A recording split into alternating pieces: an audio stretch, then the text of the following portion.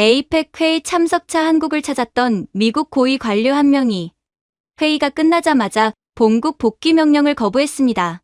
그는 짐을 싸서 곧장 세종시 출입국 사무소로 향했죠. 이유는 단 하나였습니다. 내 딸이 진짜 안전한 나라에서 자라길 원합니다.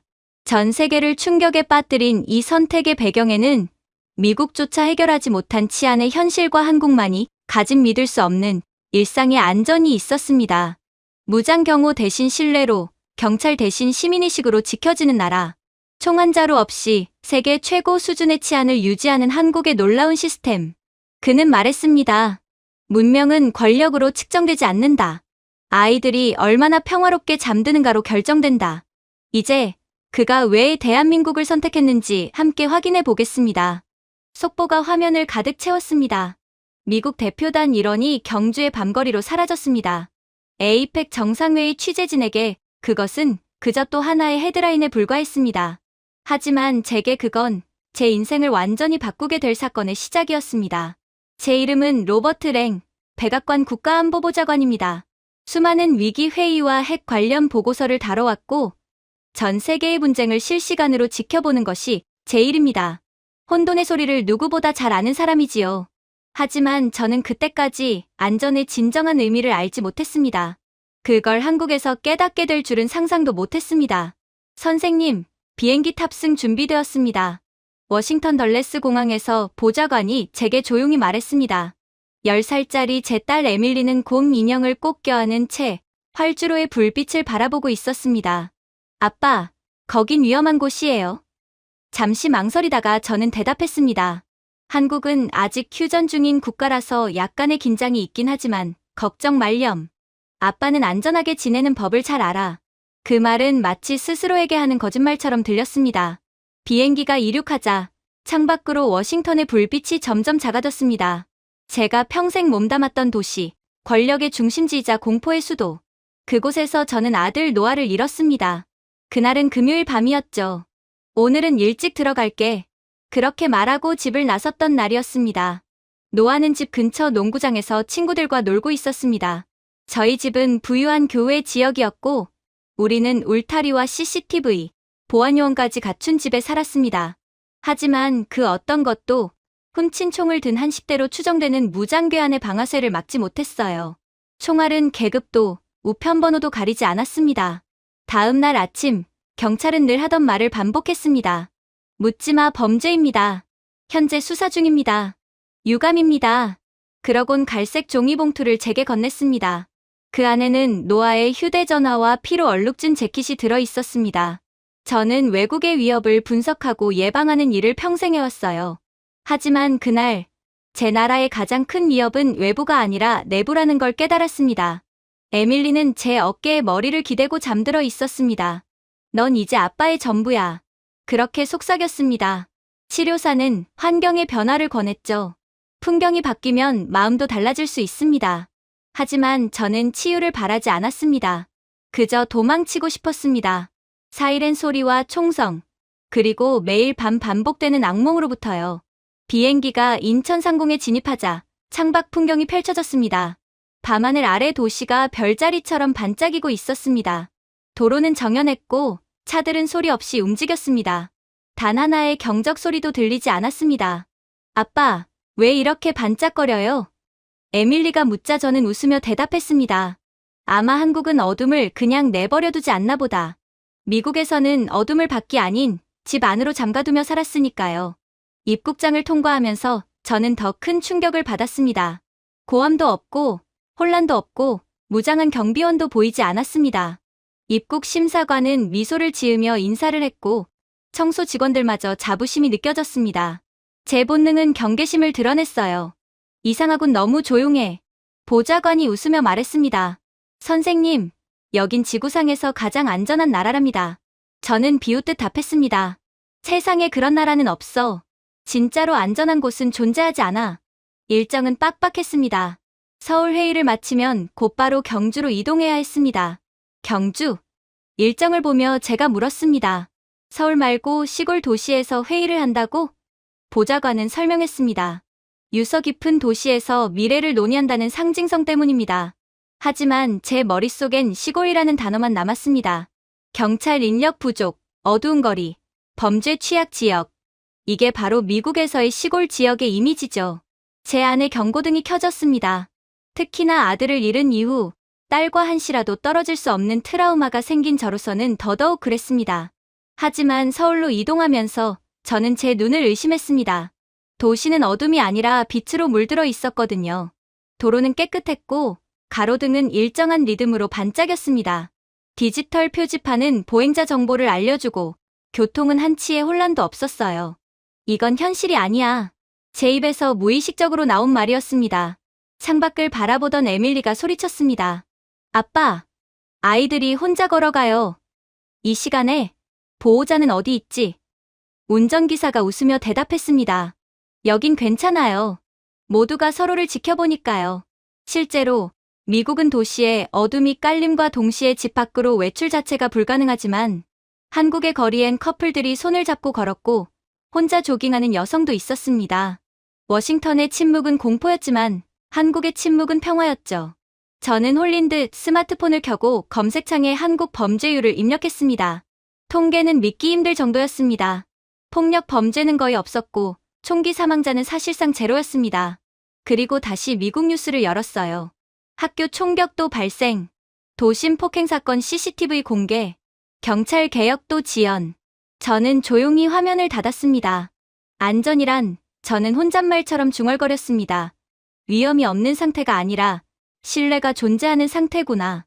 노아의 빈 의자, 잠금 장치로 가득한 집, 금속 탐지기가 있는 학교들. 우리는 그것을 자유라 불렀습니다.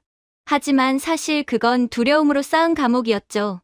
그렇게 이런저런 생각을 하다 보니 인천에서 호텔까지 오는 택시는 마치 우주선을 연상케 하는 유리빛 건물 앞에 멈춰섰습니다. 차에서 내리자마자 자동문이 부드럽게 열리며 여성 음성이 들리더군요. 어서 오십시오, 랭 선생님. 체크인을 위해 렌즈를 바라봐 주십시오. 저는 눈을 깜빡였습니다. 데스크가 없다고요? 서류도요? 화면 속 인공지능 안내원이 미소를 지었습니다. 객실이 준비되어 있습니다. 3번 엘리베이터가 안내해 드릴게요. 저는 에밀리를 돌아보았습니다. 들었니? 엘리베이터가 우리 이름을 알고 있대. 에밀리는 신기하다는 듯 웃으며 빛나는 패널에 손을 올렸습니다. 문이 소리 없이 열렸어요. 엘리베이터 안은 잔잔한 푸른빛으로 물들어 있었고 버튼 하나 보이지 않았습니다. 얼굴 인식과 함께 차분한 음성이 흘러나왔습니다. 좋은 밤입니다, 랭 선생님. 31층으로 모시겠습니다. 저는 비밀경호국 요원이라도 튀어나올 줄 알았습니다. 하지만 아무 소리도, 아무 불안도 없었습니다. 완벽한 정적이었죠. 에밀리는 신발을 벗고 복도를 맨발로 달리기 시작했습니다. 에밀리, 안 돼! 본능적으로 외쳤습니다. 워싱턴의 호텔에서는 부모들이 아이를 절대 시야에서 벗어나게 두지 않습니다. 당연하죠. 미국에서는 아직도 유괴 사건이 흔하게 일어나고 있거든요. 그런데 이곳에서는 아무도 신경 쓰지 않았습니다. 의심스러운 눈빛도 경계도 없었죠. 모두가 서로를 믿는다는 듯 조용하고 편안했습니다. 객실 문은 제 얼굴을 인식하자 부드럽게 삑 소리를 내며 열렸습니다. 커튼이 자동으로 올라가자 도시가 눈부신 빛으로 펼쳐졌습니다. 서울의 스카이라인은 완벽하게 정돈된 리듬으로 맥박치고 있었어요. 도로 위의 차량은 시계처럼 움직이고 있었어요. 아빠, 별이 이렇게 많아요. 에밀리가 감탄했습니다. 별이 아니야, 에밀리. 저는 창문 너머로 고개를 돌리며 웃었습니다. 이건 인프라란다. 인프라. 그건 좀 지루한 말이에요. 세상에서 가장 아름다운 지루함이야. 그렇게 중얼거렸습니다. 그날 밤, 저는 벽면의 화면으로 음식을 주문했습니다. AI가 제 목소리를 인식하더니 물었습니다. 비행기에서 드셨던 식사를 다시 주문하시겠습니까? 랭 선생님, 저는 멈칫했습니다. 그걸 어떻게 알죠? 곧 스스로 말을 멈췄습니다. 미국이었다면 이런 시스템을 감시라 부를 겁니다. 하지만 이곳에서는 그저 작동했습니다. 30분 뒤 배달 기사가 다가와 안전하게 음식을 건네주었습니다. 에밀리가 눈을 반짝였어요. 아빠, 지금은 밤인데도 배달원이 저녁을 가져왔어요. 저는 웃었습니다. 그래도 미국이었다면 오는 길에 강도라도 만났겠지. 위험 부담 때문에 배달비가 음식 값보다 몇 배는 더 들었을 거야. 비교가 멈추질 않았습니다. 워싱턴에서는 야간 배달 자체가 불가능합니다. 기사들은 혼자 배달하는 걸 두려워하죠. 그런데 여기 한국에서는 30분 만에 음식이 정확히 도착합니다. 도난도, 위험도, 의심도 없어요. 에밀리가 국수를 먹는 동안 저는 창밖을 바라봤습니다. 총성도, 고함도, 번쩍이는 경광등도 없었습니다. 그저 따뜻한 조명 아래서 걸어가는 사람들 뿐이었죠. 그렇게 저는 저도 모르게 가난했던 어린 시절을 떠올렸습니다. 볼티모어의 낡은 동네, 주류 가게 옆 허름한 호텔. 그곳에서 어머니는 일하셨습니다. 제가 10살이던 해 어머니는 퇴근하지 않으셨습니다. 강도 사건이었어요. 경찰은 말했습니다. 죄송하지만 범인을 특정할 수가 없습니다. 그들이 보여준 건 피 묻은 앞치마와 목걸이였습니다. 그 목걸이는 지금 에밀리의 목에 걸려 있습니다. 볼티모어의 사이렌은 자장가와 같았습니다. 매일 밤 같은 멜로디, 공포와 체념. 정전이 되면 사람들은 창문을 닫고 밖의 비명소리를 듣지 않으려 했습니다. 창문마다 쇠창살이 있었지만 두려움은 늘 스며들었습니다. 그때 저는 다짐했습니다. 언젠가 안전한 곳에서 살겠다. 그리고 결국 워싱턴으로 올라갔습니다. 자유의 요새라고 불리던 그곳에서 저는 진짜 안전을 잃었습니다. 우리는 더 높은 담을 세웠고 더 똑똑한 잠금 장치를 만들었으며 더 강한 총을 가졌습니다. 하지만 달라진 건 없었습니다. 두려움을 포장해 자유라 불렀을 뿐이었죠. 미국에서는 가난한 지역이나 부유한 지역이나 위험한 건 마찬가지였던 것입니다. 미국에서 밤늦은 시간 아이의 웃음소리는 위험한 도전처럼 들립니다. 하지만 이곳 한국에서는 그게 삶의 소리였어요. 아빠, 로비에 가도 돼요? 에밀리가 물었습니다. 캔디 자판기가 있다던데요. 이 시간에 괜찮아요. 다들 친절하잖아요. 저는 잠시 고민하다가 말했습니다. 좋아. 같이 가자. 로비는 한적했지만 생명력이 있었습니다. 로봇이 조용히 바닥을 닦고 있었고 한 커플은 디지털 벽난로 앞에서 이야기를 나누고 있었어요.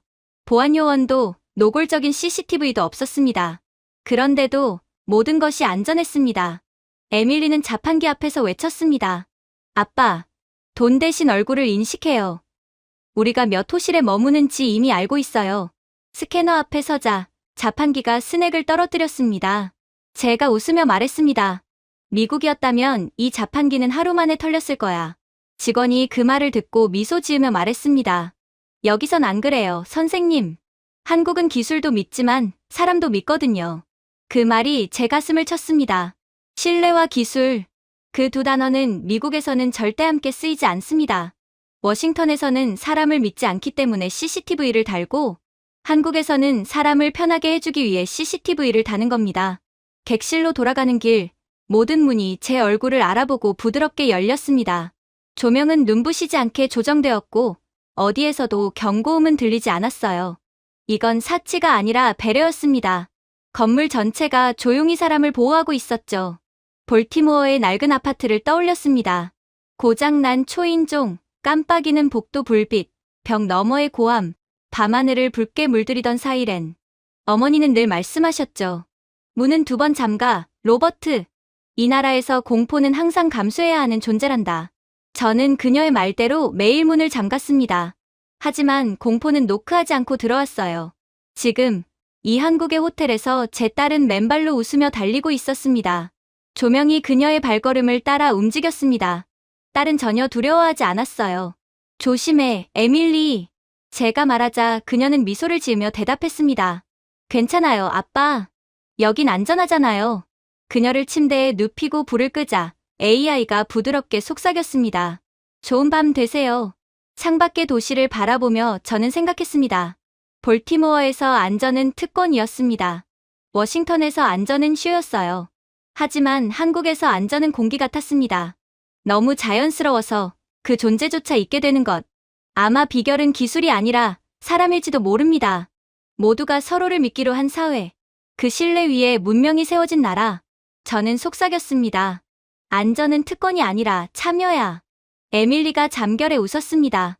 그때 저는 처음으로 그녀의 꿈이 현실이 될 수도 있다고 믿었습니다. 그날 밤, 저는 다시 노아의 꿈을 꾸었습니다. 하지만 이번엔 피가 아니라 빛이었습니다.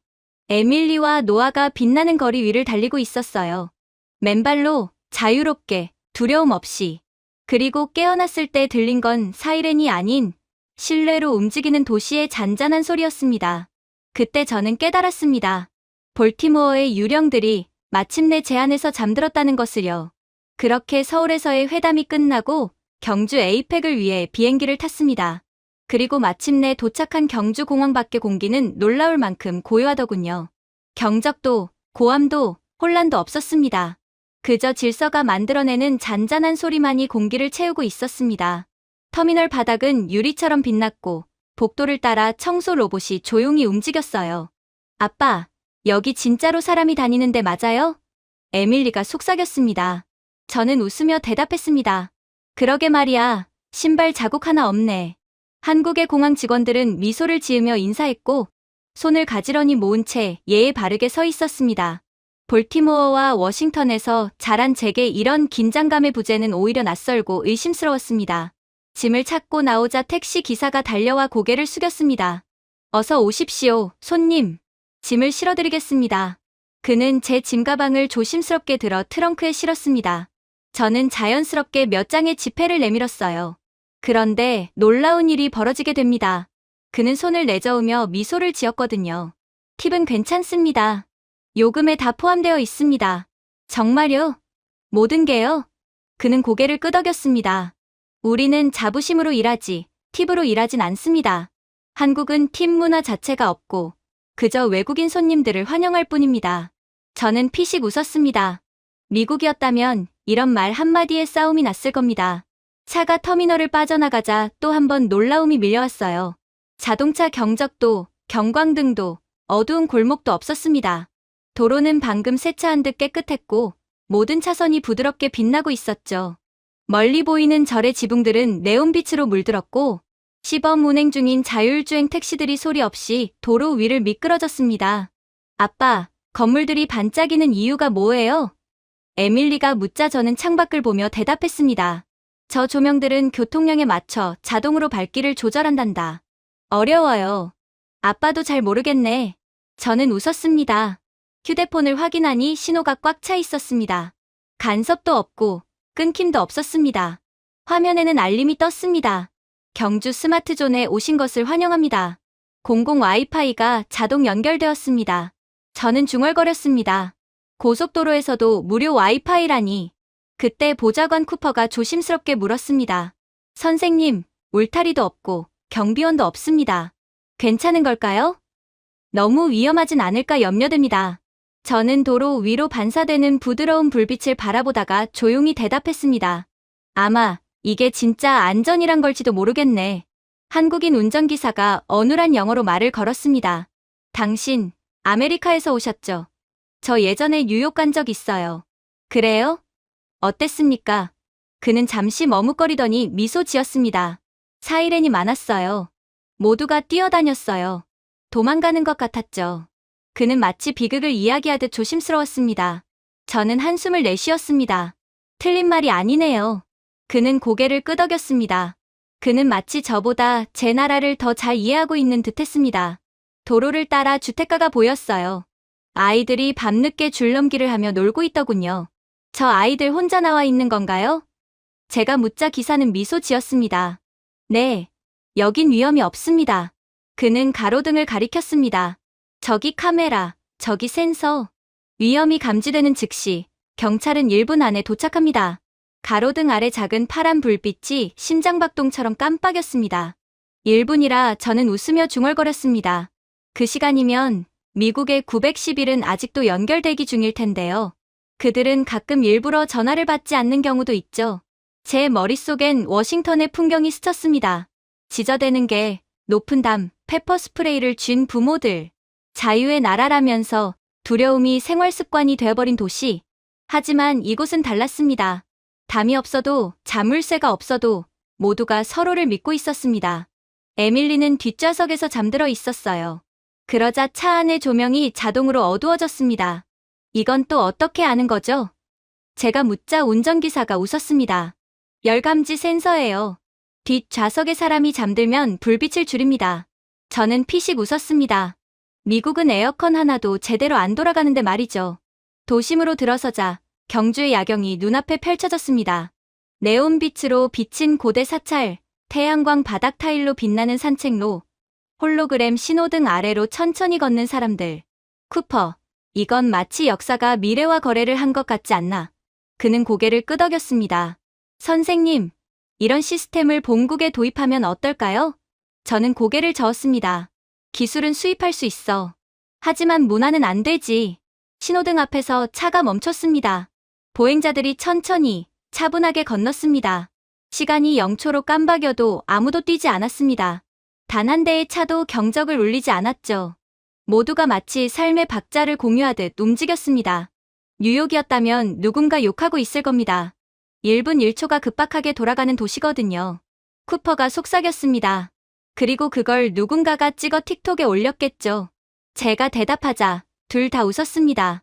그때 한 장면이 제 시선을 붙잡았습니다. 한 여성이 지갑 속에 신용카드를 떨어뜨렸고 뒤따르던 남성이 재빨리 주워 건넸습니다. 둘은 가볍게 인사하며 각각의 길로 갔습니다. 의심도 감사 인사조차 과하지 않았어요. 저는 말없이 창밖을 바라봤습니다. 미국이었다면 누군가는 도망쳤을 것이고 누군가는 고함을 질렀을 겁니다. 호텔에 도착하자 운전기사가 짐을 내려주며 말했습니다. 경주를 즐기세요.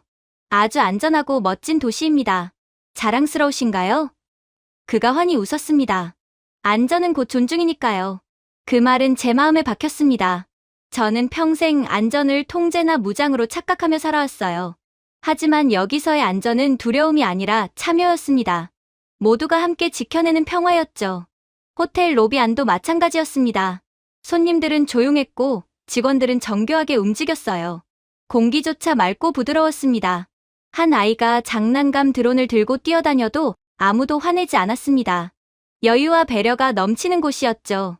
리셉셔니스트가 미소 지으며 인사했습니다. 어서 오십시오, 랭 선생님.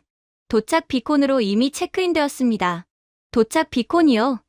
휴대폰에 있는 칩이 도시 네트워크와 자동 연결됩니다.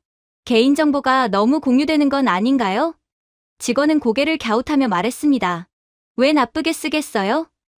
안전은 모두의 데이터로 지켜지는 거랍니다. 안전은 모두의 데이터로부터 나온다. 그 말이 머릿속을 떠나지 않았습니다. 미국이라면 감시사회라 비난했겠죠. 하지만 이곳에선 그건 협력이었습니다. 어쩌면 이게 바로 미국이 절대로 한국을 따라할 수 없는 본질적인 이유일 수도 있을 거라고 생각되었어요. 저는 호텔 발코니에 서서 도시를 내려다봤습니다. 모든 불빛이 의도적으로 설계된 듯 움직이고 있더군요. 드론의 미세한 진동, 사람들의 웃음, 전기 택시의 부드러운 움직임, 경적도, 사이렌도, 고함도 없었습니다. 단지 질서가 숨쉬는 소리만 있었죠. 저는 다시 미국을 떠올렸습니다.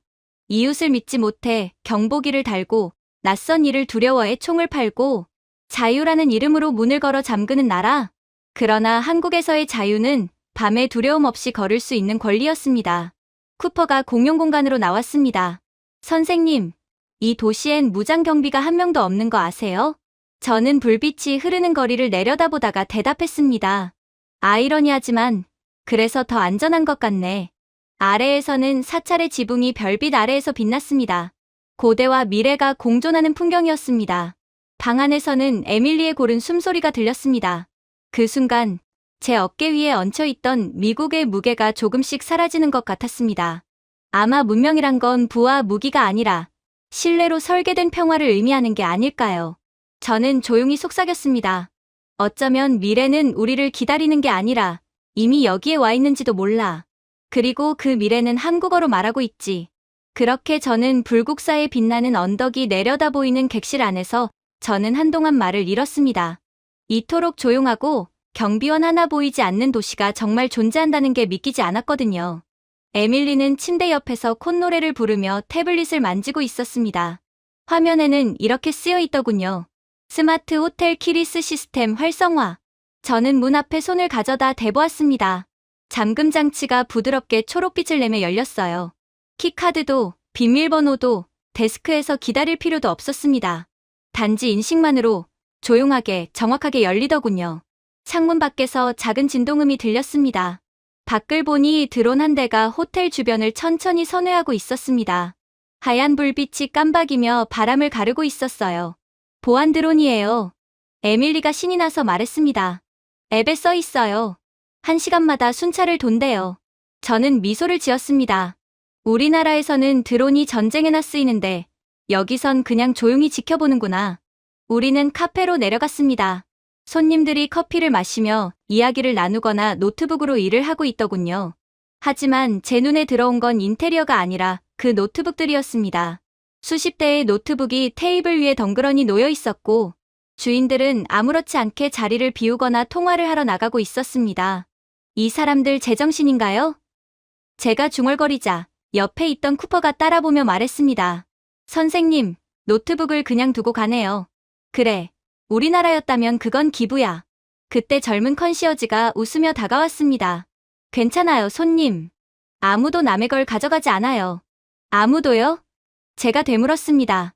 그녀는 고개를 갸웃하며 대답했습니다. 왜 그래야 하죠? 남의 것을 대체 왜 가져가겠어요? 그녀의 말투는 자랑스럽지도 위협적이지도 않았습니다. 그저 자연스러웠습니다. 제가 그러한 모습은 한국의 CCTV 인프라 때문이냐고 묻자 그녀는 그저 태블릿을 들어 지도 하나를 보여주었습니다. 저희 CCTV 인프라 및 기술력은 그런 용도로 사용하지 않아요. 시민들을 더욱 적재적소에 맞게 도와주는 데 쓰이죠. 보세요. 경주 시내의 곳곳에 작은 불빛들이 반짝이고 있었습니다. 이건 시민과 시스템의 연결망이에요. 누군가 쓰러지면 드론이 의료키트를 가져오고 불이 나면 알람이 울리기 전에 주변 주민들에게 경보가 전달돼요. 한국에서는 기술력의 수혜를 모두가 받는 거죠.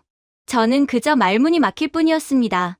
카페 건너편에서는 10대 청소년들이 웃으며 떠들고 있었어요. 그들은 휴대폰을 충전대에 올려두고 밖으로 나갔습니다. 누구도 그 기기를 쳐다보지 않더군요. 저는 워싱턴의 한 장면이 떠올랐습니다. 지하철역 앞에서 휴대폰 하나 때문에 총격이 일어났던 그 밤. 강도가 피해자가 순순히 휴대폰을 넘기지 않는다는 이유로 고민 없이 총격을 가한 일이었죠. 기자가 말하더군요. 또 한 번의 무의미한 폭력입니다. 항상 또 한 번. 끝없이 반복되는 또. 에밀리가 제 소매를 잡아당겼습니다. 아빠, 정원에 가도 돼요? 지금은 밤이야. 괜찮아요. 컨시어지가 미소를 지었습니다. 안전합니다, 손님. 외부 센서가 활성화되어 있어요. 저는 잠시 망설이다가 말했습니다. 좋아. 근데 눈앞에서 놀아야 해. 에밀리는 빛나는 바닥 위를 따라 달려나갔습니다. 걸음을 옮길 때마다 바닥이 조용히 빛을 밝혔어요. 선생님, 오늘은 좀 편안해 보이십니다. 쿠퍼가 말했습니다. 저는 깨달았습니다. 제 어깨가 긴장을 풀고 있었고 허리춤에 총이 사라졌는데도 불안하지 않았습니다. 언제 이렇게 안심하고 있었는지 기억도 안 나네요. 그동안 너무 피곤하신 걸지도요. 그럴지도. 하지만 아마 한국에서 진짜 안전이 무엇인지를 느껴서 그럴 겁니다. 컨시어지가 차 2잔을 가져와 말했습니다. 경주는 조용하지만 그래서 더 자랑스럽습니다. 사람들은 안전을 지루하다고 하지만 저희는 아름답다고 생각해요. 그 말에 저는 어머니의 목소리를 떠올렸습니다. 평화는 소리가 없단다, 로버트. 들리지 않는 소리가 진짜 평화야. 그 말을 잊고 살았던 것 같습니다. 창밖을 보니 에밀리가 연못가에 앉아 있었습니다. 지나가던 부부가 제 딸에게 미소를 짓고 지나갔습니다. 아무도 불쾌한 시선을 주지 않았고 아무도 불편해하지 않았습니다. 한국에서는 모든 것이 그저 함께 존재하는 풍경이었죠. 워싱턴이었다면 저는 그녀의 손을 꽉 잡고 주변을 감시하며 걸었겠죠. 하지만 이곳에서는 앉아서 바라보는 것만으로 충분했습니다. 그날 밤, 방으로 돌아온 에밀리는 금세 잠들었습니다. 창밖에서는 드론이 조용히 순찰을 돌았죠. 잠금 장치를 확인할 필요도, 문을 걸어 잠글 필요도 없었습니다. 도시는 그 자체로 잠금 장치가 되어 있었죠. 워싱턴의 아파트가 떠올랐습니다. 문에 달린 3개의 자물쇠, 복도 위에 감시 카메라. 그럼에도 불구하고 찾아오는 불면의 밤들. 미국에서 가장 부유한 동네였지만 그곳엔 알람만 있었고 평화는 없었습니다. 하지만 이곳에는 경보음이 없었어요. 그 대신 확신이 있었습니다. 조명을 끄자 방이 자동으로 어두워지고 온도가 스스로 조절되었습니다. 저는 더 이상 정적을 의심하지 않았어요. 몇 년 만에 처음으로 총성도, 사이렌도 없는 꿈을 꾸었습니다. 그건 두려움의 침묵이 아니라 평화의 침묵이었죠. 그렇게 날이 밝아왔습니다. 정말 오랜만에 느껴보는 쾌적함이었어요. 미국에 있었을 때는 밤이 두려워서 매번 불면증에 시달리곤 했거든요. 아무튼 경주의 아침 공기는 너무 맑아서 마치 현실이 필터를 통과한 듯 느껴졌습니다. 호텔 창밖으로 보이는 거리는 완벽히 정돈된 빛의 선이었고 모든 가로등과 교차로에는 마치 생명처럼 미세한 전류가 흐르고 있었습니다. 에밀리는 아침을 먹으며 호텔 카페에서 만난 젊은 한국인 엔지니어 박하린 박사와 이야기를 나누고 있었어요. 그녀는 한국의 시티 가디언이라 불리는 국가 프로젝트의 핵심 멤버로 한국 도시를 세계에서 가장 안전한 곳으로 만든 장본인이었습니다. 하린 박사는 부드럽게 미소를 지으며 태블릿을 조정했어요. 한국에서는 열, 움직임, 의도를 통합적으로 분석하는 AI 보안망이 작동하고 있습니다. 그녀는 유창한 영어로 설명을 이어갔습니다. 이 시스템은 사건이 발생하기 전에 패턴을 감지해요. 반응형이 아니라 예측형이죠. 저는 눈썹을 찌푸렸습니다. 예측형이라니 결국 추측한다는 거 아닌가요? 그녀는 고개를 저으며 말했습니다. 아니요, 이해하는 거예요. 이 AI는 인간의 행동과 제스처를 통해 감정과 긴장을 읽습니다. 행동을 언어처럼 해석하죠. 에밀리가 눈을 반짝이며 물었습니다. 그럼 나쁜 사람도 알아볼 수 있어요? 하리는 웃으며 대답했습니다. 나쁜 사람이라기보다 도움이 필요한 사람을 알아보는 거예요. 그녀의 대답은 제 가슴속 어딘가를 건드렸습니다. 저는 제 아들 노아의 사건을 떠올렸습니다. 그 사건은 18개월간의 적극적인 수사 끝에 아무런 결론 없이 끝났습니다. 용의자 없음. 그 한 문장이 제 인생을 갈라놓았습니다. 경찰은 마지막에 이렇게 말했죠. 사건은 계속 수사 중입니다, 랭씨. 너무 낙담하지 마세요. 계속 열린 사건. 그러나 제겐 그저 상처가 다치지 않은 채 남아있었을 뿐이었습니다. 저는 하린을 바라보며 말했습니다. 우리나라에서도 카메라는 많아요. 그런데 아무것도 변하지 않습니다. 그녀는 고요하게 웃으며 대답했습니다. 그건 카메라가 본다에만 그치기 때문이에요. 한국에서 카메라는 배웁니다. 그건 통제가 아닌가요? 그녀는 고개를 저었습니다. 아니에요. 이건 공감의 코드입니다. 우리는 범죄를 처벌하기 전에 보호하기 위해 움직여요. 에밀리가 스마트폰을 꺼내 들었습니다. 아빠, 봐요. 학교 가는 안전 경로가 보여요. 화면에는 초록색으로 빛나는 길들이 표시되어 있었습니다. 하린이 자랑스럽게 말했습니다. 그건 AI 안전망이에요. 실시간으로 시민 데이터와 가로등의 얼굴 인식 노드 정보를 종합해 갱신됩니다. 모든 교차로가 중앙 시스템과 동기화되어 있어요. 모든 가로등이요? 제가 묻자 그녀는 미소 지었습니다. 네, 어느 길을 걷든 도시가 함께 걷습니다. 그녀의 말은 이상하리만큼 가슴 깊숙이 와닿았습니다. 미국에서는 아이에게 혼자 걸어가지 말라고 가르칩니다. 하지만 이곳에서는 혼자 걸을 수 있게 시스템이 만들어져 있었습니다. 잠시 후 우리는 근처 카페로 향했습니다. 그리고 안에는 충격적인 장면이 펼쳐지고 있었죠. 현금 대신 디지털 결제, 바리스타 대신 로봇, 그리고 놀랍게도 모두가 서로를 향해 미소를 짓고 있었습니다. 에밀리는 의자 옆에 분홍색 가방을 두고 따뜻한 초콜릿을 마셨습니다. 아빠, 연못에 있는 잉어 다시 보러 가도 돼요? 그리고 에밀리는 제 대답도 듣지 않고 손을 흔들며 문 밖으로 나갔습니다. 그리고 약 30분이 지났을까 제 심장이 순간적으로 멎는 듯 했습니다. 에밀리는 가방을 그대로 두고 나가버렸다는 것을 뒤늦게 깨달았거든요.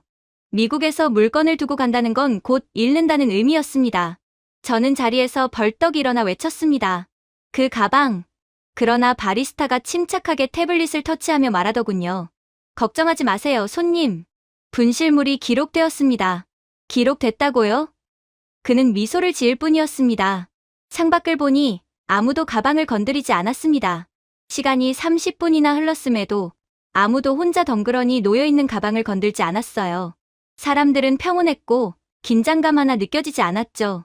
제가 벙쪄있자 바리스타가 미소를 지으며 말했습니다. 한국에 오신 걸 환영합니다. 한국인들은 남의 물건을 절대로 훔치지 않아요.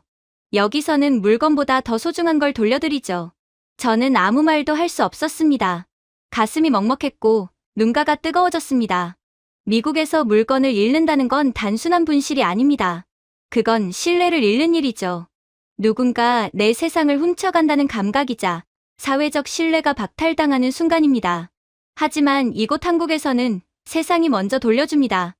제가 걱정할 틈조차 없게 말이죠. 하리는 조용히 말했습니다. 이제 아시겠죠? 랭 선생님. 한국의 안전은 기술만으로 이루어지지 않습니다. 이건 문화예요. 사람들이 신뢰하기 때문에 시스템이 작동합니다. 저는 고개를 끄덕였습니다. 결국 기계가 아니라 사람의 마음이 안전을 만드는 거군요. 그녀는 미소 지었습니다. 맞아요. 시민의식이 뒷받침되지 않는 기술은 감시일 뿐이죠. 하지만 시민의식과 배려가 뒷받침된 상태에서의 기술은 보호가 됩니다. 그 말은 제 마음에 깊게 울렸습니다. 저는 그동안 수많은 숫자로 안전을 측정했습니다. 범죄율, 예산, 대응 속도.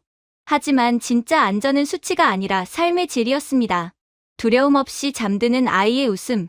그것이야말로 인간이 이룰 수 있는 최고의 문명이었습니다. 창밖의 거리는 여전히 조용하고 질서정연했습니다. 자전거가 소리 없이 지나가고 노인 부부가 천천히 횡단보도를 건너자 신호등은 자동으로 그들의 속도에 맞춰 시간을 조절했어요. 그 풍경이 너무나 자연스러워서 마치 숨 쉬듯 아름다웠습니다. 워싱턴에서는 신호등이 전쟁터였죠. 여기서는 약속이었습니다. 에밀리가 가방을 꼭 껴안으며 말했습니다. 아빠, 여기선 나쁜 일은 절대로 안 생길 것 같아요. 저는 잠시 아무 말도 하지 못했습니다. 그녀의 말이 사실이었기 때문이죠. 그리고 그 사실이 저를 울게 했습니다. 하리는 떠나기 전 마지막으로 말했습니다. 감시냐, 보호냐는 결국 신뢰의 문제예요. 당신은 정보를 믿으시나요? 아니면 이웃을 믿으시나요? 당신은요? 그녀는 미소 지으며 대답했습니다. 저는 매일 이웃을 믿어요. 호텔로 돌아가는 길, 하늘에는 수많은 드론이 떠 있었습니다. 햇빛을 받아 반짝이는 그들은 단순한 기계가 아니었습니다. 마치 도시의 양심처럼 사람들의 신뢰가 형체를 이룬 존재 같았어요. 그렇게 석양이 경주를 덮을 때 저희는 다시금 일정을 시작했습니다. 도시는 마치 안에서부터 빛이 나는 듯했습니다. 돌담 하나, 나무가 늘어선 오솔길 하나까지도 부드러운 금빛 안에 숨을 고르고 있더군요. 에밀리는 저보다 한참 앞서 달리며 저녁 등불 아래서 웃음을 터뜨렸습니다. 등불은 우리가 발을 디딜 때마다 자동으로 켜졌고 길 전체가 마치 별빛처럼 반짝였습니다. 멀리 대릉원의 거대한 봉분들이 고요히 솟아 있었습니다. 아이들은 자유롭게 뛰어다니고 연인들은 손을 잡은 채 산책하고 있었지만 그 사이에는 소음도, 고함도, 경적도 없었습니다. 평화로움이 마치 기술처럼 정밀하게 설계되어 있는 듯했죠. 쿠퍼가 제 옆을 걸으며 주위를 둘러보았습니다. 그의 얼굴에는 경이로움과 혼란이 동시에 서려 있었습니다. 선생님, 울타리도 없고 경비원도 없습니다. 출입 금지 표지판도 없어요. 그런데 아무도 손대지 않습니다. 어떻게 이럴 수가 있죠? 그는 낮게 속삭였습니다. 미국이었다면 이곳은 일주일도 안 돼서 낙서투성이가 됐을 겁니다. 제가 피식 웃으며 말했습니다. 일주일? 그건 낙관적이군. 하루면 충분하지. 그때 젊은 여행 가이드가 다가와 정중히 인사했습니다. 어서 오세요. 이곳은 천년의 시간을 품은 경주의 왕릉입니다. 그녀는 유창한 영어로 말하며 길 아래를 가리켰습니다. 발밑의 바닥에는 미세한 불빛이 흐르고 있었어요. 이 길에는 습도와 발의 압력을 감지하는 센서가 내장되어 있습니다. 고분의 진동을 최소화해서 자연이 불편하지 않도록 설계되어 있죠. 에밀리가 불빛에 손을 대며 말했습니다. 따뜻해요. 가이드가 미소 지었습니다. 이건 온도 조절 장치예요. 이끼가 생기지 않게 유지한답니다. 우린 유적을 떼어놓고 보존하지 않아요. 함께 살아가며 지켜요. 조금 더 걸으니 신기한 풍경이 펼쳐졌습니다. 가이드가 준 AR 안경을 착용해 봤더니 고대의 돌무덤 위로 홀로그램 영상이 떠올라 있었거든요.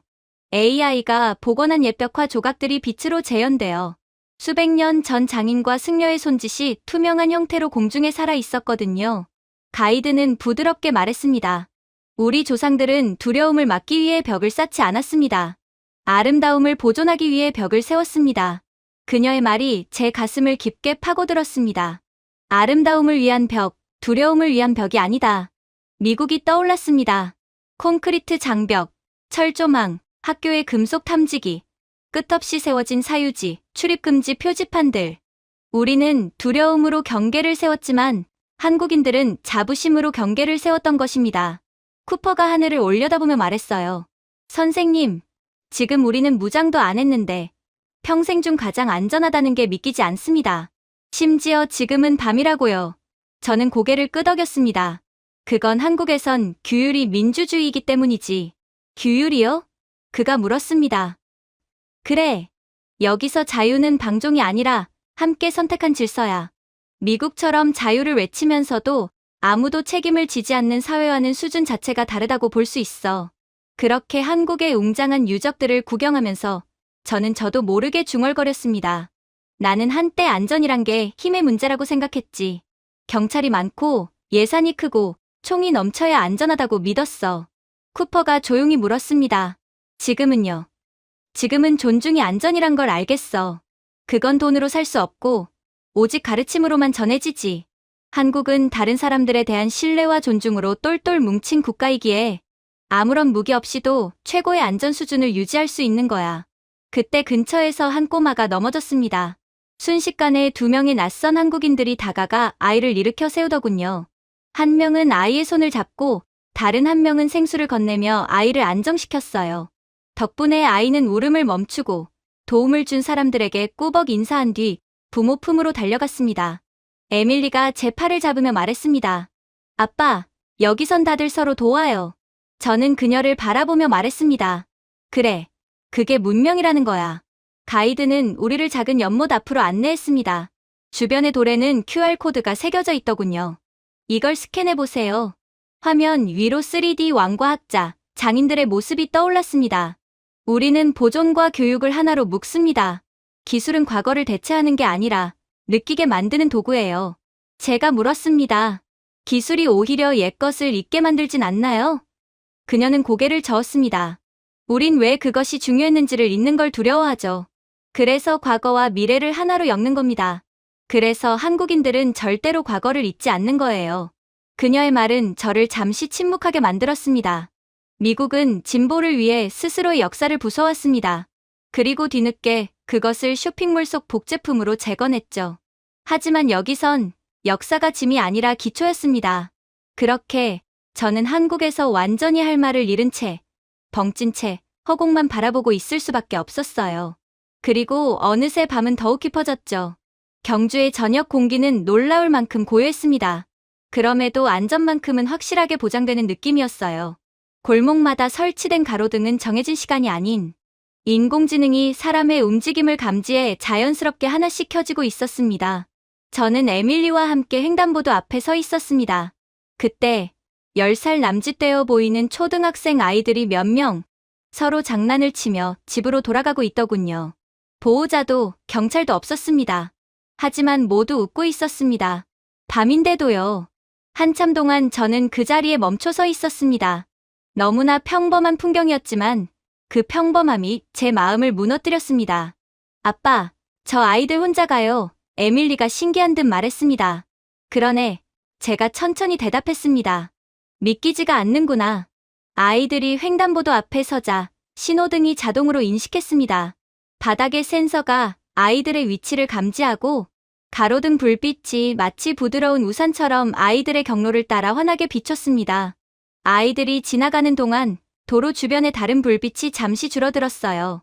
도시 전체가 그들의 귀가를 배웅하듯 아이들의 길만을 밝혀주는 것 같았습니다. 저는 아무 말도 할 수 없었습니다. 버지니아에서는 이런 일이 기적에 가까웠으니까요. 미국에서 안전이라는 단어는 정치인들이 선거철마다 꺼내 쓰는 장식품 같은 말이었습니다.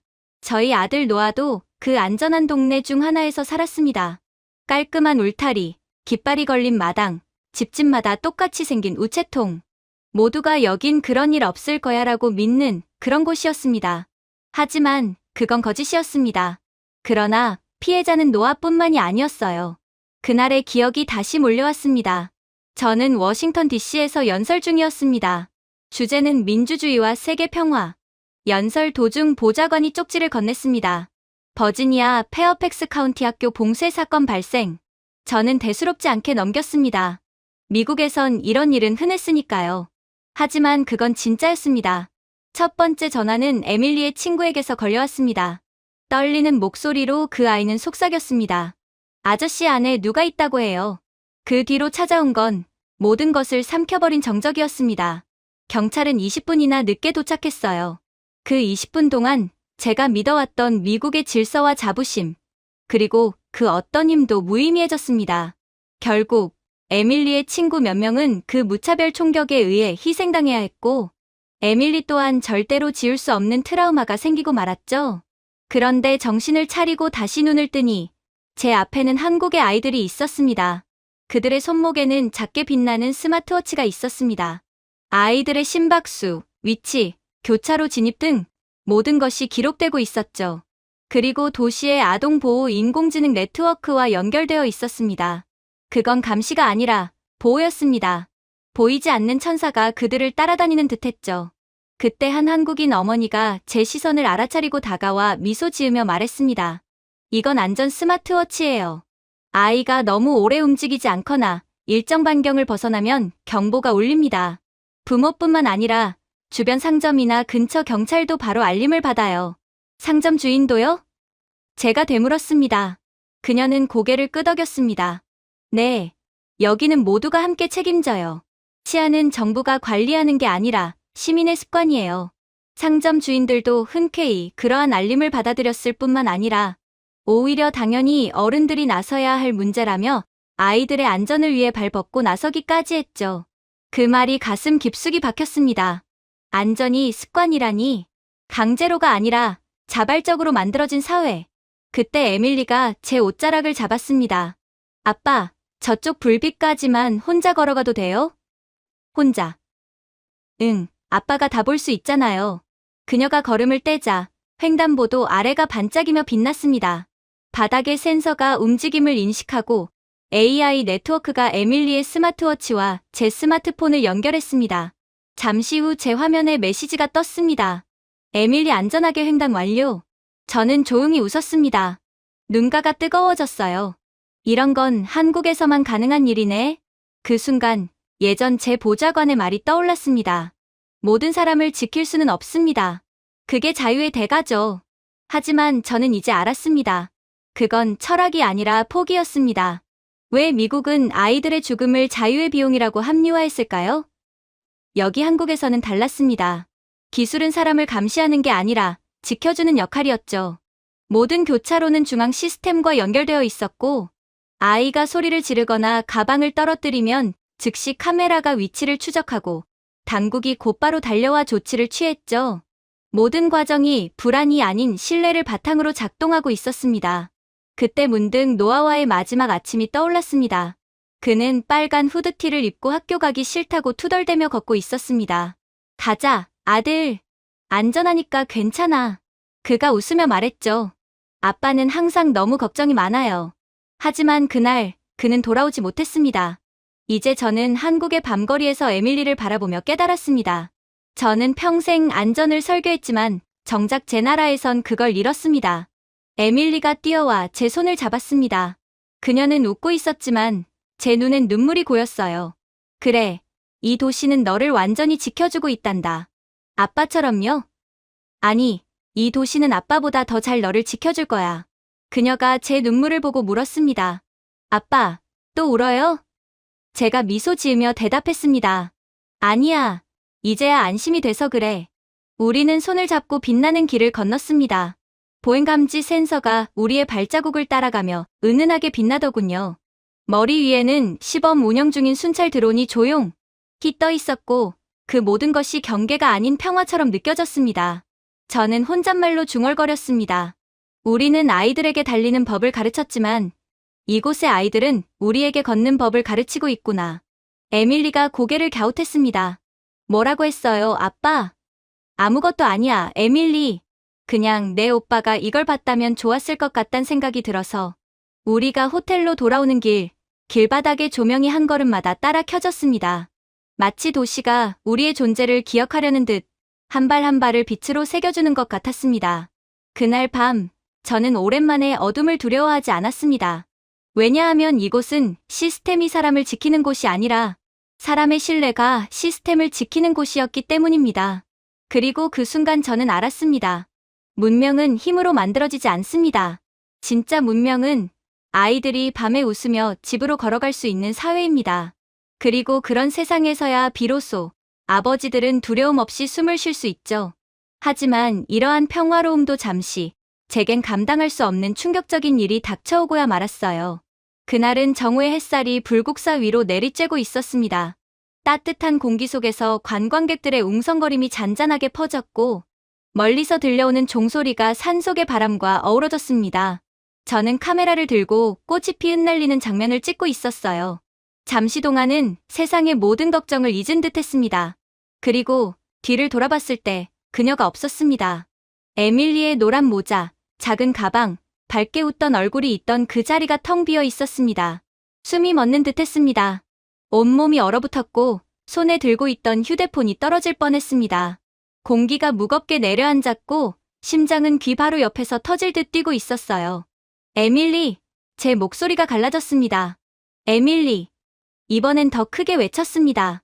사람들의 시선이 제게로 쏠렸지만 아무것도 신경 쓰이지 않았습니다. 군중은 너무 많았고 색깔들은 너무 혼란스러웠습니다. 그 순간 버지니아의 그날이 떠올랐습니다. 학교 봉쇄, 뉴스 속보, 그리고 끝없는 사이렌 소리. 다시 그 공포가 저를 삼켰습니다. 에밀리. 이번엔 거의 절규에 가까웠습니다. 그때 젊은 한국 경찰 한 명이 제게 다가오더군요. 선생님, 진정하세요. 그는 유창한 영어로 말했습니다. 따님이시죠? 어떤 색 옷을 입고 있었습니까? 파란색 원피스요. 흰 줄무늬요. 10살이고 갈색 머리에 키는 작고 그는 주저하지 않았습니다. 어깨에 단 이어피스를 손으로 눌러 빠르게 한국어로 무전을 날렸습니다. 몇 초 후 다른 경찰관이 달려왔고 곧바로 손목에 찬 기기를 조작했습니다. 그리고 저는 그것을 봤습니다. 주변의 디지털 전광판, 휴대폰 화면, 안내 키오스크까지 모두 동시에 붉게 깜빡이며 같은 문구를 띄웠습니다. 실종 아동 파란 줄무늬 원피스, 불국사 인근. 그 젊은 경찰관은 침착하게 말했습니다. 여기 계세요. 곧 찾을 겁니다. 아니요. 당신은 몰라요. 미국에서도 똑같은 말을 했어요. 그땐 그는 제 말을 부드럽게 끊었습니다. 선생님, 여기는 한국입니다. 여기에선 아이가 사라지지 않습니다. 절대로요. 그의 말이 믿기지 않았습니다. 하지만 주변을 둘러보니 놀라운 일이 벌어지고 있었습니다. 한국인 가게 주인은 판매를 멈췄고 벤치에 앉아있던 어르신들은 일어나 사방을 둘러봤습니다. 학생들은 자발적으로 흩어졌고 심지어 스님들까지 고요히 고개를 돌려 제 쪽을 바라봤습니다. 아무도 남의 일처럼 여기지 않았습니다. 아무도 외면하지 않았습니다. 한복을 입은 아주머니가 다가와 물 한 컵을 내밀었어요. 걱정 마세요. 곧 찾을 거예요. 여긴 아이들이 모두 우리의 아이들이니까요. 그 말이 제 마음을 송두리째 흔들었습니다. 모든 아이는 우리의 아이. 미국이었다면 어땠을까요? 사람들은 그냥 지나쳤을 겁니다. 누군가는 신고할까 하다 말고 대부분은 누가 하겠지라며 걸음을 재촉했을 겁니다. 하지만 여기선 세상이 멈췄습니다. 경찰관이 다시 무전기를 조작하며 말했습니다. 시스템 연결 완료. 스마트 그리드 전 구역 감시 시작. 제가 물었습니다. 그리드요? 그는 고개를 끄덕였습니다. 전국 얼굴 인식 네트워크입니다. 모든 카메라, 모든 드론이 연결되어 있습니다. 90초면 위치가 잡힙니다. 90초요? 제 얼굴에는 불신이 가득했습니다. 미국에서는 90일이 걸려도 서류조차 제대로 접수되지 않았으니까요. 그는 미소를 지으며 말했습니다. 보세요. 그의 손목 장치에 지도가 나타났습니다. 수많은 파란 점이 반짝였고 붉은 원이 퍼져나가며 지역을 스캔했습니다. 잠시 후 초록색 신호 하나가 반짝였어요. 탐지 완료. 경찰이 외쳤습니다. 꽃정원 북쪽 구역. 거기까지 걸어가면 10분은 걸려요. 제가 말했습니다. 그가 고개를 끄덕였습니다. 드론이 더 가깝습니다. 이미 출발했습니다. 시간이 멈춘 듯 했습니다. 주변의 모든 소리가 희미하게 들렸고 멀리서 드론의 낮은 웅음이 들렸습니다. 그리고 하늘 위에서 은색 드론 하나가 내려왔어요. 그것은 부드럽게 착륙하더니 꽃밭 근처로 향했습니다. 경찰관의 손목 장치가 반응했습니다. 시각적 확인 완료. 제가 고개를 돌렸습니다. 그곳에 에밀리가 있었습니다. 그녀는 꽃밭 앞에 앉아 한 할머니와 이야기를 나누고 있더군요. 손에는 떡 한 조각을 들고 있었고 얼굴은 햇살에 붉게 물들어 있었습니다. 드론은 그들 곁을 맴돌며 부드럽게 빛을 깜빡였습니다. 아빠, 에밀리가 밝게 외쳤습니다. 그냥 꽃을 보고 싶었어요. 저는 무릎이 풀려버렸습니다. 그녀를 끌어안고 말했습니다. 다시는 그러지 마. 제발. 에밀리가 고개를 갸웃하며 웃었습니다. 근데 저 안 잃어버렸어요. 할머니가 떡도 주셨어요. 그녀가 자랑스럽게 떡을 들었습니다. 할머니는 미소를 지었습니다. 잠깐 길을 잃은 것 같아서 안내소에 알렸어요. 그새 드론이 도착하더군요. 세상에 이렇게 빠를 줄은 몰랐네요. 경찰이 공손히 고개를 숙였습니다. 이게 바로 저희 시스템의 일상입니다. 여긴 아이가 사라지지 않습니다. 저는 아무 말도 할 수 없었습니다. 그저 에밀리를 꼭 아는 채 고개를 숙였습니다. 멀리서 전광판의 붉은 경보가 꺼지고 거리의 사람들은 다시 일상으로 돌아갔습니다. 하지만 모두가 미소를 띤 얼굴. 미국이었다면 이 일은 비극이 되었을 겁니다. 뉴스 헤드라인, 정치 토론, 그리고 시스템 실패라는 말로 끝났겠죠. 하지만 한국에선 그저 하루의 한 장면이었습니다. 두려움이 아니라 신뢰로 움직이는 사회. 호텔로 돌아가는 길, 에밀리가 말했습니다. 아빠, 다들 저를 도와줬어요. 심지어 로봇도요. 저는 웃으며 대답했습니다. 그래. 여기선 친절이 시스템의 일부야. 에밀리가 말했습니다. 도시가 살아있는 것 같아요. 저는 하늘을 올려다봤습니다. 작은 드론 하나가 천천히 떠 있었고 그 불빛이 심장 박동처럼 깜빡였습니다. 그럴지도 모르겠구나. 제가 조용히 속삭였습니다. 미국에서 우리는 사람을 믿지 말라고 배웠습니다. 문을 잠그고 낯선 일을 피하고 두려움을 당연하게 여겼습니다. 하지만 이곳의 벽은 눈에 보이지 않았습니다. 그 벽은 두려움이 아닌 신뢰로 만들어져 있었습니다. 그 젊은 경찰의 말이 다시 떠올랐어요. 여기서는 아이가 사라지지 않습니다. 그건 단순히 기술을 자랑하는 말이 아니었습니다. 이 나라는 무시하지 않는 사람들로 유지되고 있었어요. 에밀리가 제 손을 잡으며 물었습니다. 아빠, 이제 괜찮아요? 저는 그녀의 머리를 쓰다듬으며 웃었습니다. 그래, 에밀리. 이제야 정말 괜찮단다. 멀리서 시스템이 조용히 리셋되는 소리가 들렸습니다.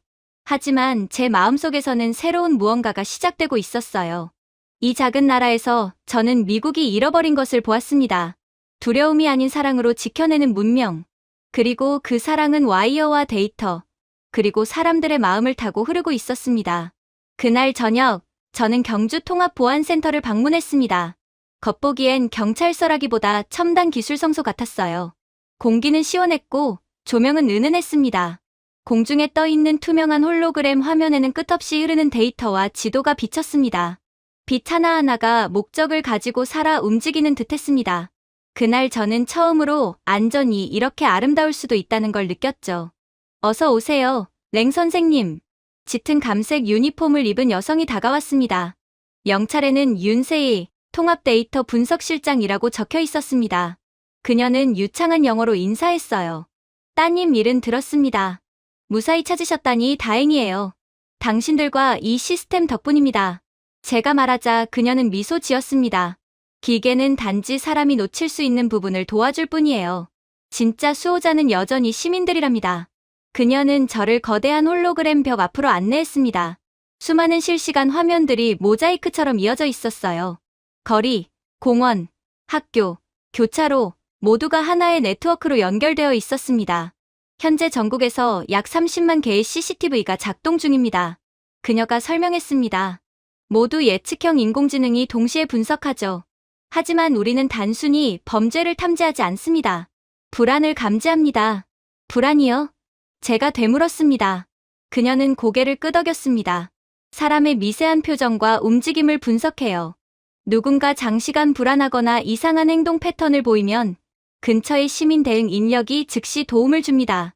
처벌이 아니라 위기 전의 돌봄이 목적이죠. 그녀가 가리킨 화면 속 한 여성이 지하철 플랫폼에 서 있었습니다. AI가 그녀의 걸음과 표정을 인식하더니 체온과 맥박이 살짝 변하자 파란 빛이 화면에 떴습니다. 잠시 후 근처 직원이 다가와 물을 건네자 그 표시는 초록색으로 바뀌었습니다. 이상 종료. 상황 해결. 마치 공상과학 영화 같았지만 그 안에는 따뜻함이 있었습니다. 모든 알고리즘에는 공감이 코딩되어 있었습니다.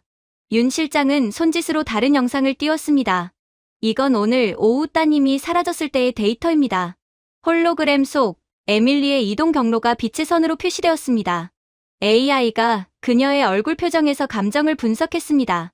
호기심, 평온, 안정. 보이시죠? 그녀가 말했습니다. 따님은 위험한 상황이 아니었어요.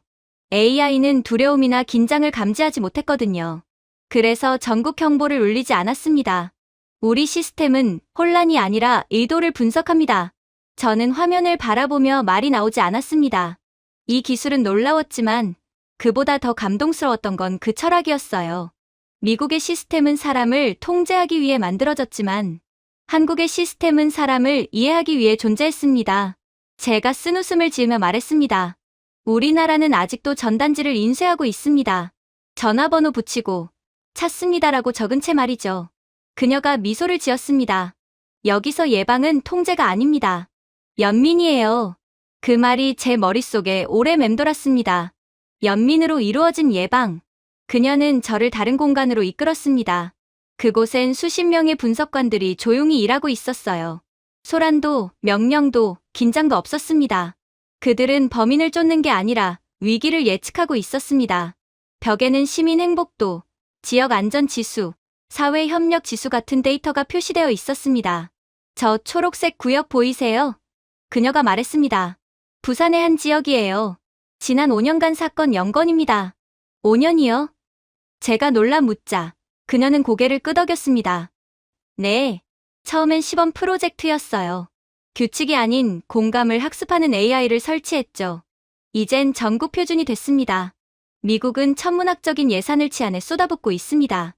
경찰 예산, 감시 시스템, 방위비. 그럼에도 불구하고 우리는 여전히 금속 탐지기를 통과해야 회의실에 들어갑니다. 부모들은 하루에도 몇 번씩 자녀에게 문자를 보냅니다. 괜찮니? 무사하니? 하지만 여기 많은 이들이 작은 반도라고 부르던 이 나라에서는 그 모든 걸 이미 실현했습니다. 두려움 없는 사회. 세희 실장은 제 표정을 읽은 듯 말했습니다. 우리는 기술부터 시작하지 않았어요, 랭 선생님. 신뢰부터 시작했죠. 그리고 그 신뢰를 지키기 위해 기술이 따라왔습니다. 신뢰라 제가 중얼거렸습니다. 그건 우리나라에선 사라진 단어죠. 그녀는 천장을 가리켰습니다. 거기엔 수많은 빛의 실이 연결된 조형물이 있었습니다. 이게 휴먼 그리드예요. 각 빛은 사람 한 명을 의미합니다. 데이터가 아니라 심장 박동으로요. 하나의 신호라도 흔들리면 시스템이 바로 반응합니다. 통제가 아니라 돌봄으로요. 저는 고개를 들어 그 아름다운 구조물을 바라봤습니다. 아름답군요. 그녀가 대답했습니다. 그건 살아있는 존재예요. 우리와 함께 숨쉬죠. 그때 작은 알림음이 들렸습니다. 한 분석관이 조용히 말했습니다. 서울 지하철 12구역, 노약자 실신. 대응팀 30초 내 도착 예정입니다. 30초. 미국이었다면 30초는 사고가 벌어지는 시간이었을 겁니다. 하지만 한국에서는 도움이 도착하는 시간이었습니다. 이런 효율성 익숙해지시나요? 제가 묻자 그녀는 고개를 저으며 미소 지었습니다. 익숙해지는 게 아니라 감사하게 느끼죠. 왜냐하면 이건 기술이 아니라 사람들의 마음이 유지시키는 체계니까요. 그녀의 말이 제 가슴을 울렸습니다. 이 나라는 기술로 안전을 만든 게 아니었습니다. 착한 마음으로 안전을 만든 나라였습니다. 저는 워싱턴의 범죄 보고서를 떠올렸습니다. 총기 난사 뉴스, 유혈 사태, 불안한 정치, 끝없는 논쟁들. 자유 대 안전이라는 구호 아래 수십 년 동안 수조 달러를 쏟아부었지만 노아 하나 지키지 못했습니다. 하지만 한국은 달랐어요. 이들은 폭력이 아닌 신뢰와 온기로 치안을 완성했습니다. 세희 실장이 마지막으로 저를 바라봤습니다. 국가안보 쪽에서 일하셨다고 들었습니다. 네. 너무 오랫동안요. 그렇다면 아시겠네요. 진짜 안보는 두려움으로 유지되지 않아요. 공감으로 유지되죠. 그녀의 말이 공기 속에 오래 남았습니다. 홀로그램 지도 위에 한국이 금빛으로 빛나고 있었습니다. 모든 점이 살아있는 듯 유기적으로 움직이고 있었습니다. 그걸 보며 저는 처음으로 질투가 아닌 감사를 느꼈습니다. 그리고 진심으로 한국에서 사는 한국인들이 너무나도 부러워서 미칠 노릇이었죠. 그렇게 다음 날 아침 제 휴대폰은 쉴 새 없이 울렸습니다. CNN, BBC, 알자지라까지 모든 국제 언론이 똑같은 제목을 내걸고 있더군요. 대한민국 너무 안전한 나라? 화면에는 서울과 경주의 야경이 드론 촬영으로 비춰지고 그 위로 기자들의 단어가 떠올랐습니다. 통제, 감시, 사회적 복종. 그들에게 두려움이 없는 안전은 비정상적인 것이었습니다. 마치 인류가 도달하면 안 될 경지처럼 말이죠. 정오, 저는 경주 에이펙 기자회견장 단상에 서 있었습니다. 세계 각국에서 모인 기자들이 마이크를 들고 웅성거렸습니다. 오늘은 원래 준비된 원고를 읽는 게 제 역할이었습니다. 한국에 대한 적당한 칭찬, 외교적 균형, 동맹에 대한 원론적인 언급. 하지만 제 안에 무언가가 그 원고를 무겁게 짓누르고 있었습니다. 먼저 가디언 기자가 손을 들었습니다. 랭 보좌관님, 그녀는 단호하게 물었습니다. 많은 서방 국가들은 한국의 감시 시스템을 과도하다고 비판합니다. 디스토피아적이라고도 하죠. 그렇게 생각하지 않으십니까? 저는 그녀를 바라보다가 뒤편 스크린에 비친 서울의 빛나는 야경을 보았습니다. 디스토피아라 저는 천천히 되물었습니다. 그건 당신이 어디에 서 있느냐에 달려 있습니다. 순간 회의장은 조용해졌습니다. 제가 온 나라, 미국에서는 사람들이 자기 집에 카메라 5개를 설치합니다. 제 목소리는 차분했지만 확실했습니다. 아이들은 혼자 학교에 가지 못합니다. 그리고 자유라는 단어는 이제 축복이 아니라 장벽이 되어버렸습니다. 기자들 사이에 미묘한 시선 교환이 일어났습니다. 한국은 제가 말을 이었습니다. 우리가 상상조차 하지 못한 일을 해냈습니다. 이들은 재산만이 아니라 마음의 평화까지 보호하는 시스템을 만들었습니다. 당신들은 그걸 감시라고 부르죠. 하지만 그들은 그것을 신뢰라고 부릅니다. 어디선가 누군가가 작게 웃었습니다. 카메라로 신뢰를 만든다고요? 저는 미소를 지었습니다. 아니요. 지속성으로요. 이들의 기술이 작동하는 이유는 이 사람들이 작동하기 때문입니다. 정직은 프로그래밍할 수 없지만 지속시킬 수는 있습니다. 한국은 바로 그걸 해낸 겁니다. 그 뒤로는 정적이 흘렀습니다. 적대적이지는 않았습니다. 다만 기존의 틀에 맞지 않는 진실 앞에서 생기는 불편한 침묵이었습니다. 워싱턴 포스트 기자가 손을 들었습니다. 미국이 한국에게 배워야 한다고 말씀하시는 겁니까? 저는 잠시 숨을 고르고 대답했습니다. 아니요. 저는 미국이 안전이 어떤 느낌이었는지를 잊었다고 말하는 겁니다. 순간 회의장은 술렁였습니다. 플래시가 쏟아졌고 제 옆에 대변인은 얼어붙은 얼굴로 저를 바라봤죠. 이건 원고에 없는 발언이었습니다. 하지만 이미 돌이킬 수 없었습니다. 생각해보세요. 저는 단상에서 한 걸음 내려와 기자들 앞에 섰습니다. 우리는 매년 수조 달러를 씁니다. 두려움을 관리하기 위해서요. 하지만 한국은 두려움 자체를 없애버렸습니다. 기술과 규율, 그리고 그보다 희귀한 것, 연민을 통해서요. 이건 통제가 아닙니다. 두려움은 살아가는 대가가 되어서는 안 된다는 신념의 결과입니다. 기자들 중 누군가 작게 중얼거렸습니다. 워싱턴이 좋아하진 않겠군요. 저는 고개를 끄덕이며 대답했습니다. 아마 워싱턴은 좀 불편해야 할 겁니다. 기자회견이 끝나자 그날 밤 제 발언은 이미 전 세계를 돌고 있었습니다. 호텔 로비로 돌아오자 에밀리가 휴대폰을 들고 뛰어왔어요. 아빠, 뉴스에 나왔어요. 전 세계 사람들이 아빠 얘기하고 있어요. 그녀의 눈이 반쯤은 걱정으로, 반쯤은 자랑으로 반짝였습니다. 사람들이 그러는데 아빠가 한국은 문명의 미래라고 했다던데요? 저는 조용히 웃었습니다. 난 그냥 진실을 말했을 뿐이야. 그럼 우리 여기 좀 더 있어도 돼요? 그녀의 눈빛에는 기대가 담겨 있었습니다. 하지만 제 휴대폰이 다시 울렸습니다. 발신자 주한 미국 대사관. 밖으로 나와 전화를 받았습니다. 차가운 공기 속에서 도시의 소리가 잔잔히 들렸습니다. 멀리서 들리는 기차 소리, 그리고 평화. 너무나 조용해서 오히려 더 현실 같지 않았어요.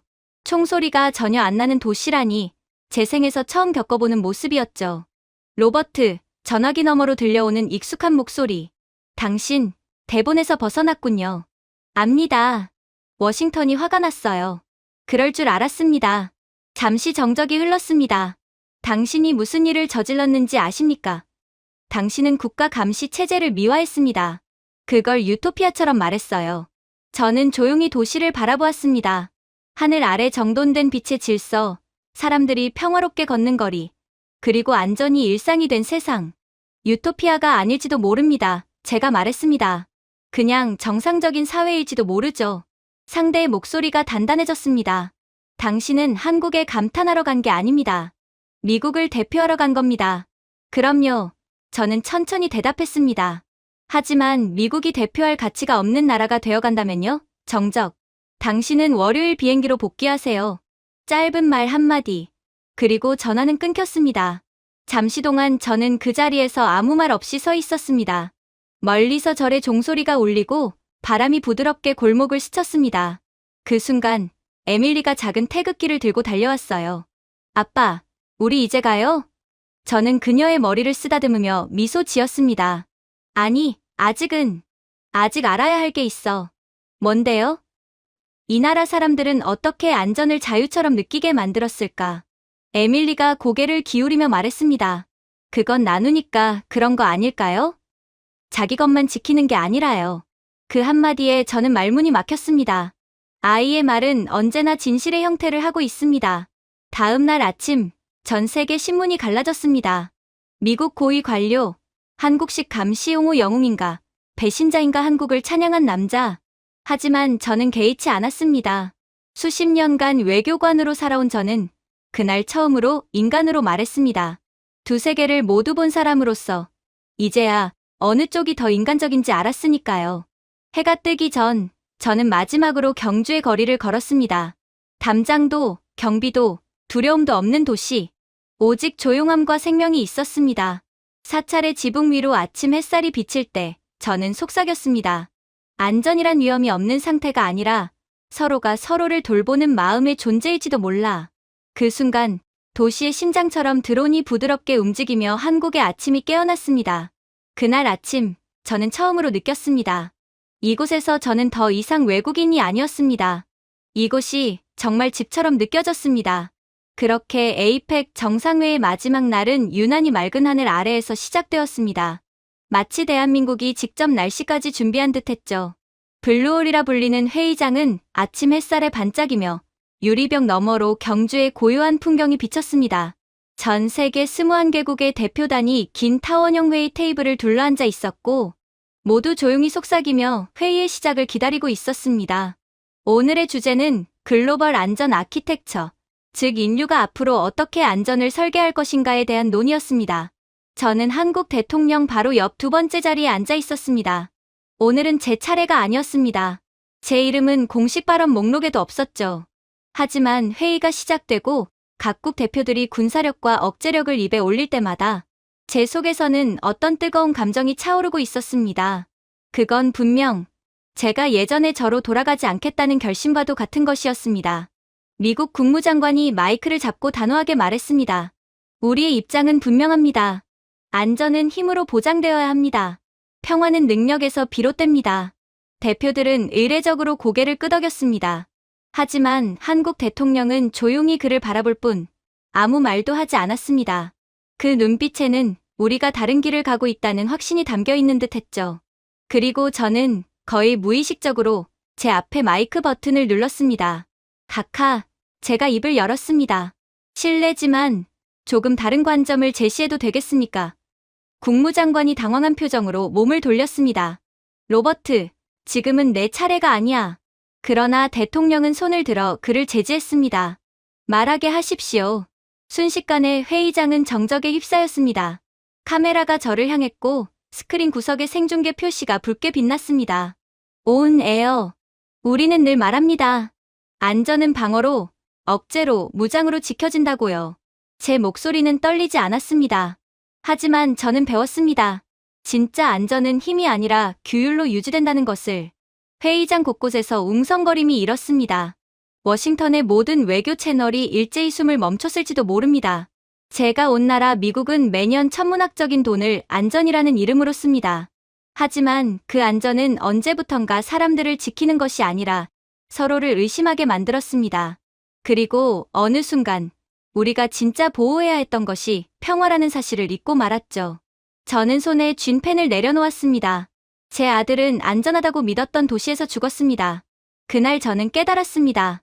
신뢰 없는 안전은 그저 두려움에 유니폼을 입힌 것일 뿐입니다. 통역사들마저 멈칫했습니다. 공기가 묘하게 무거워졌습니다. 그런데 한국에 와서 저는 완전히 다른 것을 봤습니다. 여기 한국에서는 감시가 통제를 위한 것이 아니라 공존을 위한 것이었습니다. 사람들은 낯선 일을 두려워하지 않습니다. 서로를 믿기 때문입니다. 싱가포르 대표가 물었습니다. 그 말씀이 한국의 안전은 기술이 아니라 문화에서 비롯된다는 뜻입니까? 저는 고개를 끄덕였습니다. 맞습니다. 이 시스템은 기계가 아니라 양심에서 작동합니다. 코드는 인간을 흉내내지만 한국은 인간다움을 시스템 속에 새겨 넣었습니다. 회의장은 다시 조용해졌습니다. 저는 대통령을 바라보며 덧붙였습니다. 우리 사회는 얼마나 잘 막았는가로 안전을 정의합니다. 하지만 이곳은 막을 필요조차 없는 사회를 만들어냈습니다. 미국 대표단이 무전기를 붙잡고 속삭였지만 저는 계속 말했습니다. 신뢰는 돈으로 살 수 없습니다. 한국은 사람의 양심을 기반으로 한 안전을 만들어냈습니다. 그건 법으로 강요된 질서가 아니라 서로를 배려하는 마음에서 비롯된 것입니다. 이곳에서는 안전이 의무가 아니라 습관입니다. 한국 대통령께서 자리에서 천천히 일어났습니다. 그분의 목소리는 단호하면서도 따뜻했어요. 당신의 말은 우리 모두에게 필요한 진실입니다. 진짜 리더십은 통제가 아니라 품격에서 시작된다는 사실을 일깨워 주셨습니다. 저는 고개를 숙였습니다. 저는 그저 제가 본 것을 말했을 뿐입니다. 그날 회의장 안의 공기는 설명하기 어려울 만큼 진지했습니다. 통역을 멈춘 사람들, 고개를 숙인 대표들, 그리고 천천히 고개를 끄덕이는 대통령. 잠시 후 사회자가 조심스럽게 마이크를 잡았습니다. 랭 보좌관님, 예상치 못한 말씀이었지만 어쩌면 꼭 필요한 말씀이었을지도 모르겠네요. 제가 미소를 지으며 대답했습니다. 진실은 허락을 구하지 않습니다. 그렇게 회담은 끝났습니다. 아무래도 이제 제 정치 생명은 끝이겠죠. 하지만 괜찮습니다. 어떤 진실은 감당할 가치가 있거든요. 다음 날 아침, 저는 블루홀 계단을 내려가며 도시를 바라봤습니다. 거리에는 질서가 있었고 사람들의 얼굴에는 여유가 있었어요. 아무런 지시도 없는데 자원봉사자들이 회의장 주변을 정리하고 있었습니다. 그들은 고개 숙여 인사하며 미소를 지었습니다. 그 순간 저는 알았습니다. 이곳의 안전은 시스템이 아니라 사람들 스스로의 마음에서 만들어진다는 것을요. 그리고 한국 대통령이 떠나기 전 저에게 다가왔습니다. 랭 보좌관님, 당신의 연설은 오래 기억될 겁니다. 제가 미소 지었습니다. 그게 한국을 위한 기억이 되길 바랍니다. 대통령이 부드럽게 웃었습니다. 그건 한국만을 위한 게 아닙니다. 인류 전체를 위한 이야기죠. 그렇게 정상회담이 끝난 다음 날, 세종시의 공기는 놀라울 만큼 고요했습니다. 무겁지도 밝지도 않은 그저 평화롭다는 단어가 어울리는 아침이었습니다.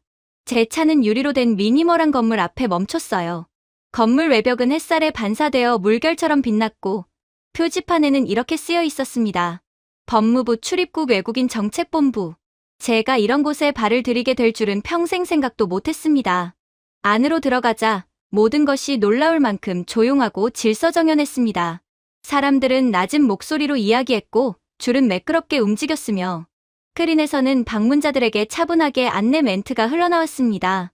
불평도, 짜증도, 예민한 기운도 없었습니다.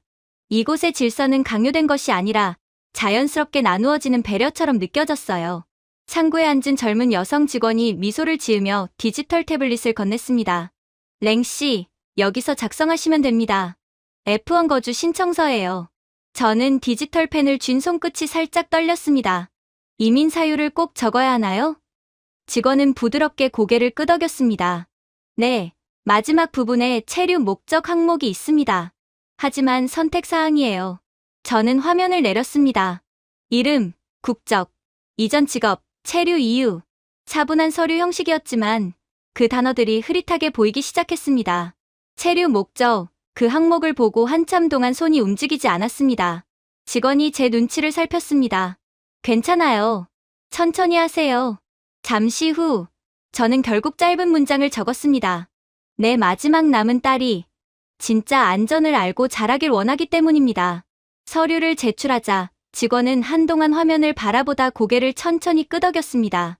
좋은 이유네요. 그녀의 말은 단순한 위로가 아니라 진심이었습니다. 저는 미소 지으며 대답했습니다. 그게 제게 남은 유일한 이유입니다. 그녀는 저를 지문 스캐너 앞으로 안내했습니다. 오른손을 여기에 올려주세요. 기계는 부드럽게 빛을 내며 제 손가락을 스캔했고 곧 제 얼굴도 카메라에 인식되었습니다. 30초도 걸리지 않았습니다. 어떤 서류 절차에서도 느낄 수 없었던 정확함과 인간미가 동시에 있었어요. 프린터가 조용히 작동하며 파란빛이 감도는 금속 재질의 작은 카드를 출력했습니다. 천천히 잔잔한 피아노 선율이 스피커를 통해 흘러나왔습니다. 직원이 카드를 제게 건네며 미소를 지었습니다. 환영합니다. 이제 대한민국 시민 네트워크의 일원이 되셨습니다. 제 목소리는 거의 속삭임처럼 나왔습니다. 감사합니다. 건물 밖으로 나서자 유리복도를 통해 햇살이 부드럽게 흘러들었습니다. 멀리 학생들이 스마트 가로등 아래에서 웃으며 걸어가고 있었습니다. 그 웃음은 경계도 두려움도 없었습니다. 그저 안전이 일상이 된 나라의 소리였습니다. 그때 경비 게이트의 경찰관이 저를 향해 고개를 숙였어요. 좋은 하루 되세요, 선생님. 저는 고개를 끄덕였습니다. 당신도요. 주머니 속의 새 아이디 카드가 묘하게 무겁게 느껴졌습니다. 무게 때문이 아니라 의미 때문이었죠. 그건 단순한 카드가 아니라 약속이었습니다. 세종정부청사는 조용하고 품격 있게 서 있었습니다. 정원은 깔끔하게 정돈되어 있었고 반사되는 물 위로 드론이 천천히 지나갔습니다. 그런데 그 감시의 느낌은 차갑지 않았습니다. 누군가가 나를 지켜보고 있다가 아니라 보살피고 있다는 느낌이었습니다. 그때 딸 에밀리에게서 전화가 걸려왔습니다. 아빠, 했어요? 신청서 냈어요? 저는 웃으며 대답했습니다. 그래, 다 끝났어. 그럼 우리 여기서 사는 거예요? 그녀의 목소리에는 설렘이 묻어 있었습니다. 저는 고개를 들어 하늘을 보았습니다. 태극기가 바람에 흔들리며 푸른 하늘 아래에서 선명하게 빛나고 있었습니다. 그래, 이제 여기가 우리 집이야. 그럼 우리 이제 한국인이에요? 저는 조용히 웃었습니다. 우린 이제 평화를 배우는 사람들이지. 그게 더 중요하단다. 순간 멀리서 아이들의 노랫소리가 들렸습니다. 학교 담벼락에 걸린 벽화에는 한 문장이 쓰여 있었습니다. 평화는 선택입니다. 저는 그 문장을 입술로 따라 말했습니다. 그래, 이제야 제대로 선택했구나. 제 휴대폰이 진동했습니다. 이민 시스템으로부터 메시지가 도착했습니다. 신청 승인 완료. 임시거주 허가 1년 후 갱신 가능. 1년. 그 어느 때보다 그 시간이 충분하다고 느껴졌습니다.